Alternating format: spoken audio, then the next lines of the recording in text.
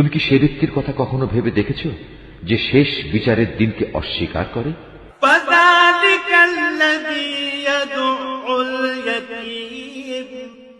এ তো হচ্ছে সে ব্যক্তি যে নিরীহ এতিমকে গলা ধাক্কা দেয়।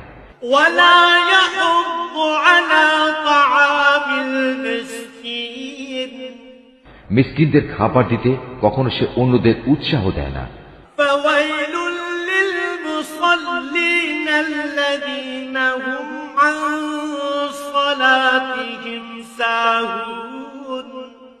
মর্মান্তিক দুর্ভোগ রয়েছে সেসব মুনাফেক নামাজীর জন্য যারা নিজেদের নামাজে উদাসীন থাকে।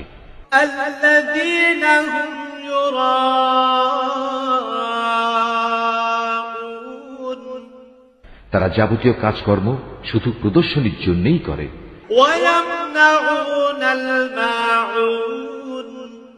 এবং ছোটখাটো জিনিস পর্যন্ত যারা অন্যদের দিতে বারণ করে।